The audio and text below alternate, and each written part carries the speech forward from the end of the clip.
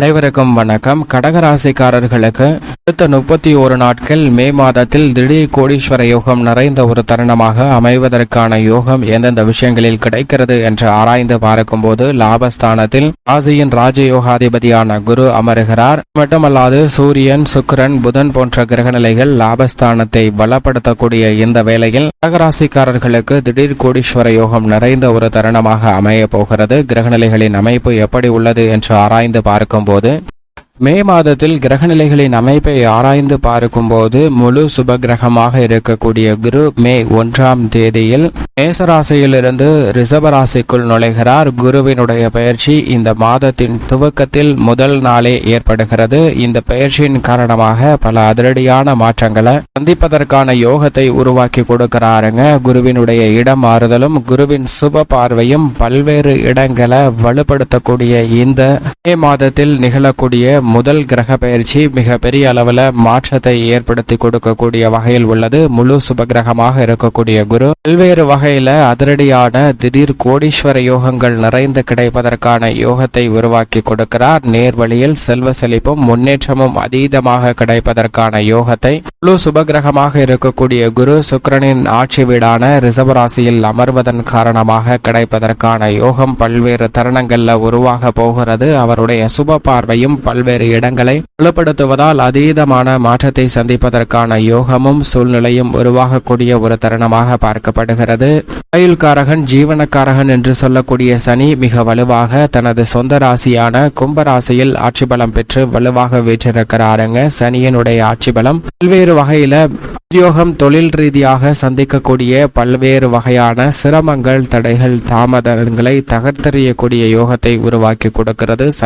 தனித்து சுபத்துவ பாதையில் மிக வலுவாக சனி சஞ்சரிக்க போகிறார். எனவே இனி வரக்கூடிய தருணங்கள்ல சனியின் அமைப்பு காரணமாக பல்வேறு வகையான நன்மைகளை நிறைந்து வருவதற்கான யோகம் உண்டு. புதிய வேலை வாய்ப்பு மற்றும் தொழில் ரீதியாக அதிரடியான மாற்றம் போன்றவை நிறைந்து பெறுவதற்கான யோகம் உருவாகிறது. மற்ற துறைகளை விட சனி ஆட்சி பலம் பெற்றிருப்பதால் தொழில்துறை, வியாபார துறையில் திடீர் கோடீஸ்வர யோகம் நிறைந்து கிடைப்பதற்கான அற்புதமான யோக பலன்கள் உருவாகி உள்ளது என்பதை தெளிவாகவும் துல்லியமாகவும் உறுதிப்படுத்துகிறார். இது மிக பெரிய அளவில் வரவேற்கத்தக்க ஒரு அமைப்பாக பார்க்கப்படுகிறது. அது மட்டுமல்லாது சனியின் நட்பு கிரகமாக இருக்கக்கூடிய சுக்கிரனும் இந்த தருணத்தில் ஆட்சி பலம் பெறப்போகிறார். மாதத்தின் முற்பகுதியில் மேசராசியிலும் பிற்பகுதியில் ஆட்சி பலம் பெற்று குருவுடன் இணைந்து சஞ்சரிக்க போகிறாருங்க. இது மிக பெரிய அளவில் மாறுதலை ஏற்படுத்தி கொடுக்கக்கூடிய ஒரு சிறந்த அமைப்பாக பார்க்கப்படுகிறது. எனவே பல்வேறு வகையில நல்ல மாறுதலையும் முன்னேற்றத்தையும் ஆட்சி பலம் பெறக்கூடிய சுக்கிரனின் அமைப்பு காரணமாக நிறைந்து கிடைப்பதற்கான யோகம் உண்டு.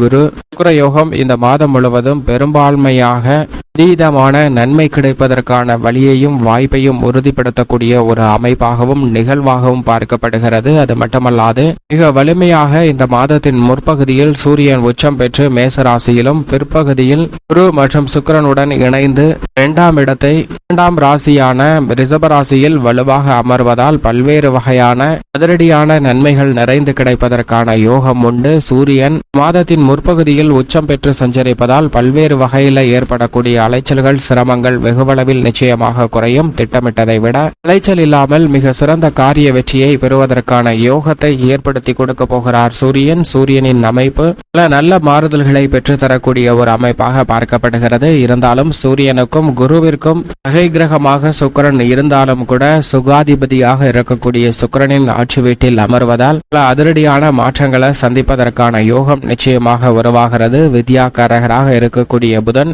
மாதத்தின் முதல் 7 தினங்களில் நீச்சம் பெற்றும் அதற்கு பிறகு நீச்ச நிவர்த்தி பெற்று வலுவாக மேசராசியிலும் இந்த மாதத்தின் இறுதியில் ரிஷபராசியிலும் சஞ்சரிக்க போகிறாருங்க. புதன் 3 இடங்களில் சஞ்சரிக்க போகிறார். மீனம், மேசம் மற்றும் ரிஷபம் என 3 இடங்களை வித்யாகாரகராக இருக்கக்கூடிய புதன் வலுப்படுத்தக்கூடிய இந்த மாதம் பல்வேறு வகையில் திட்டமிட்டதை விட தெளிவாக சிந்தித்து முடிவெடுக்கக்கூடிய ஆற்றல் கிடைக்கும். எந்த பணியை மேற்கொண்டாலும் அதில் உள்ள வில்லங்கங்கள் மற்றும் சிக்கலை அறிந்து அதற்கு ஏற்றாற்போல் தெளிவாக முடிவெடுக்கக்கூடிய ஆற்றலும் வலிமையும் நிறைந்து கிடைக்கக்கூடிய ஒரு தருணமாக பார்க்கப்படுகிறது. எனவே பல அதிரடியான விருப்பங்களை வித்யாகாரகராக இருக்கக்கூடிய புதனின் அமைப்பு காரணமாக நிறைந்து வருவதற்கான யோகம் உண்டு. அறிவாற்றலை பயன்படுத்தி தங்களுடைய வருமானத்தை உயர்த்தி கொள்வதோடு திடீர் கோடீஸ்வர யோகம் நிறைந்த ஒரு தருணமாக மாறுவதற்கான யோகம் உண்டு என்பதை நீச்ச நிவர்த்தி பெறக்கூடிய வித்யாகாரகரான புதன் புதன் உறுதிப்படுத்துகிறார். இது நிச்சயமாக வரவேற்கத்தக்க ஒரு அமைப்பாக பார்க்கப்படுகிறது. அது மட்டுமல்லாது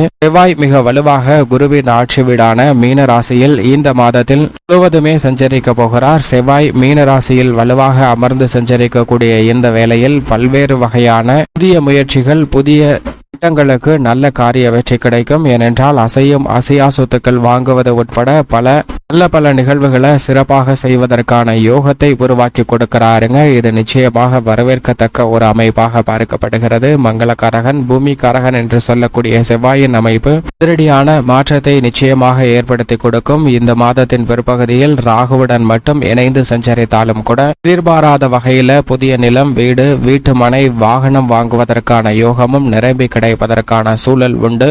மட்டுமல்லாது நிழல் கிரகமாக இருக்கக்கூடிய ராகு மீன ராசியிலும் கேது கன்னிராசியிலும் அமர்ந்து சஞ்சரிக்கக்கூடிய இந்த வேளையில் இந்த 2 கிரக நிலைகளும் தங்களது சஞ்சார தூரத்தில் பாதிக்கு மேல் கடக்கக்கூடிய ஒரு இனிமையான தருணமாக இந்த மே மாதம் அமைய போகிறது. எனவேதான் இனி வரக்கூடிய காலங்களில் ராகு கேதுவின் ஆதிக்கம் வெகுவளவில் குறைகிறது. ராகு கேதுவால் ஏற்பட்ட சிரமங்கள் விலகும்.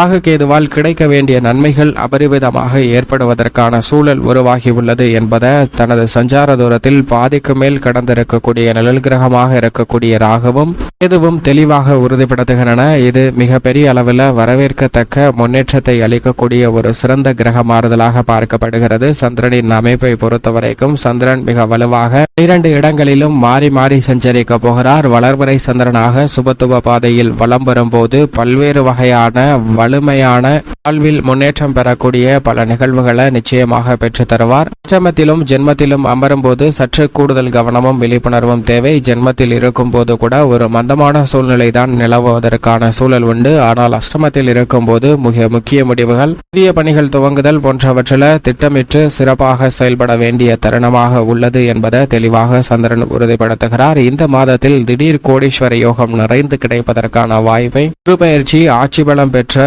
சூரியன், உச்சபலம் பெற்ற சூரியன், ஆட்சி பலம் பெற்ற சனி மற்றும் சுக்கிரன் போன்ற கிரகநிலைகளும் சந்திரனின் ஆட்சி பலமும் மிகப்பெரிய அளவில் மாறுதலையும் முன்னேற்றத்தையும் அள்ளி கொடுக்கக்கூடிய ஒரு அமைப்பாக நிச்சயமாக அமைகிறது. இப்படி கிரகங்களின் அமைப்பு இருக்க மற்ற பணிகளில் எப்பேற்பட்ட மாறுதல் கிடைக்கிறது என்று பார்க்கும்போது கடகராசிக்காரர்களுக்கு மே மாதத்தில் லாபஸ்தானமாகிய 11ஆம் இடத்தில் 1ஆம் தேதி முதலே ராசியின் ராஜயோகாதிபதியான குரு அமர்கிறார். குரு லாபஸ்தானத்திற்கு வருவது அஷ்டம சனியின் பாதிப்புகளை இடியோடு விளக்குவதோடு மட்டுமல்லாது நீங்கள் எதிர்பார்க்கக்கூடிய நல்ல பல மாற்றங்களும் முன்னேற்றங்களும் திருப்பங்களும் நிறைந்து கிடைப்பதற்கான யோகம் உண்டு. சுப நிகழ்வுகளை சிறப்பாக செய்து முடிக்கலாம். மற்றவர்களிடம் இருந்த பகை உணர்ச்சி நீங்கி அன்பும் ஒற்றுமையும் அதிகரிக்கக்கூடிய இனிமையான தருணமாக பார்க்கப்படுகிறது. உத்தியோக ரீதியாக அஷ்டம சனியின் ஆதிக்கம் இருந்தாலும் லாபஸ்தானத்திற்கு குரு வருவதால் புதிய முயற்சிகளில் மிகப்பெரிய அளவில் வெற்றி கிடைக்கும். தொழில்துறை, வியாபாரத்துறையில் திட்டமிட்டபடி அதிரடியான நல்ல பல முன்னேற்ற வாய்ப்புகளும் புதிய ஒப்பந்தங்களும் கிடைக்கும். அலைச்சல் இல்லாமல் அனைத்து விதமான தொழில் சார்ந்த பணிகளையும் சிறப்பாக கையாளலாம். கலைத்துறையின் நாயகனாக இருக்கக்கூடிய சுக்கிரன் ஆட்சி பலம் பெற்று லாபத்தில் அமர்வது கடகராசிக்காரர்களுக்கு நிச்சயமாக மற்ற துறைகளை விட கடைத்துறையில் திடீர் கோடீஸ்வர யோகம் நிறைந்து கிடைக்கக்கூடிய வாய்ப்பை மிகவும் அபரிவிதமாக உருவாக்கி கொடுக்கின்றன. பல்வேறு வகையில அடுக்கடுக்காக நல்ல பல புதிய வாய்ப்புகள் நிறைந்து கிடைக்கும். அரசியல் சார்ந்த பணிகளும் சிறப்பான முறையில் கையாண்டு வெற்றி பெறுவதற்கான யோகம் உண்டு. மாணவர்களின் கல்வியிலும் நல்ல முன்னேற்றம் கிடைக்கும். விவசாயத்துறையின் அதிபதியாக இருக்கக்கூடிய செவ்வாய் 9இல் சஞ்சரிப்பதால் இந்த தருணத்தில் நிச்சயமாக உங்களது உழைப்பிற்கேற்ற நல்ல பலன் நிறைந்து கிடைக்கும். புதிய நிலம், பண்ணை நிலம் அமைத்தலுக்கான யோகம் உண்டு. பண பிரச்சனைகள் விலகும். பெண்மணிகளின் நலனுக்கு பொறுப்பேற்ற குரு, சுக்கிரன் உள்ளிட்ட கிரக நிலைகள் லாபத்தில் வலம் வருவதால் பெண்மணிகளுடைய வருமானம் உயரும். குடும்பத்தில் இருக்கக்கூடிய கடன் சார்ந்த தொல்லைகள் விலகும். பல்வேறு வகையான சுப நிகழ்வுகள் மனதிற்கு மகிழ்ச்சியை ஏற்படுத்தும். மேலும் சாதகமாக மாற்றிக்கொள்ள இந்த மே மாதத்தில் வாரத்தில் ஏதேனும் ஒரு நாள் விரதம் இருந்து அருகாமையில் உள்ள இஷ்ட தெய்வ ஆலயம் சென்று தீபம் ஏற்றி வழிபாடு செய்யுங்கள். கடகராசிக்காரர்களுடைய வாழ்வில் படக்கூடிய சிரமங்கள் விலகி நல்ல வளர்ச்சியும் முன்னேற்றமும் நிச்சயமாக நிறைந்து கிடைப்பதற்கான யோகம் உண்டு.